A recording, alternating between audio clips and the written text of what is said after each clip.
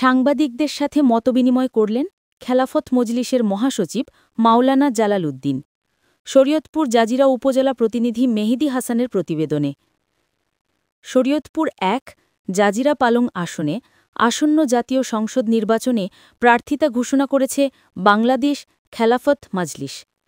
নির্বাচনী প্রস্তুতির অংশ হিসেবে বুধবার ১৫ অক্টোবর বিকেলে জাজিরা উপজেলা খেলাফত মজলিসের উদ্যোগে স্থানীয় চাঁদের বাড়ি রেস্টুরেন্টের মিলনায়তে সাংবাদিকদের সঙ্গে মতবিনিময় সভার আয়োজন করা হয়। ওই সভায় উপস্থিত সাংবাদিকদের উদ্দেশ্যে মাওলানা জালালউদ্দিন আহমদ বলেন, নির্বাচনে সাংবাদিকরা জনগণের চোখ ও কান। আপনারাই পারেন সঠিক তথ্য জনগণের কাছে পৌঁছে দিতে। তাই গণমাধ্যমের ভূমিকা যেন সত্য, ন্যায় ও জনকল্যাণে হয় সেই প্রত্যাশা রাখি এবং তারা ক্ষমতায় গেলে সাংবাদিকের নীতিমালা তৈরি করবে ও সুসংগঠিত করা হবে।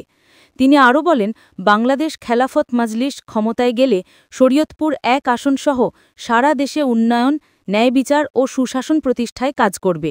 বর্তমানে শরীয়তপুরে কোনো মানসম্মত হাসপাতাল, বিনোদন পার্ক বা পর্যটন কেন্দ্র নেই। রাস্তাঘাটের অবস্থা নাজুক, জনগণ চরম দুর্ভোগে রয়েছে। আমরা ক্ষমতায় গেলে এসব খাতে অগ্রাধিকার ভিত্তিতে কাজ করব। জালালউদ্দিন আহমেদ বলেন, শরীয়তপুরের যুবসমাজ মাদকাসক্তির অভিশাপে জর্জরিত। আমরা যদি ক্ষমতায় যেতে পারি, মাদক ব্যবসা এবং সেবন উভয়ের বিরুদ্ধেই কঠোর অবস্থান নেব। শরীয়তপুরকে একটি সম্পূর্ণ মাদকমুক্ত শান্তিপূর্ণ জেলার রূপ দিতে চাই। মতবিনিময় সভায় জাজিরা উপজেলা খেলাফত মজলিসের সভাপতি মাওলানা নুরুল আমিন, সাধারণ সম্পাদক মাওলানা শহীদুল ইসলাম সহ স্থানীয় নেতাকর্মীরা উপস্থিত ছিলেন।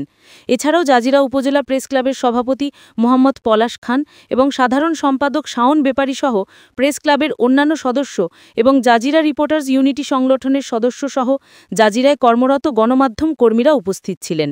সভার শেষে মাওলানা জালালউদ্দিন আহমদ সাংবাদিকদের সহযোগিতা কামনা করেন এবং বলেন, আমাদের লক্ষ্য ক্ষমতা নয়, জনগণের সেবা। শরীয়তপুরবাসীর ভাগ্য পরিবর্তনের জন্য আমরা রাজনীতিতে এসেছি।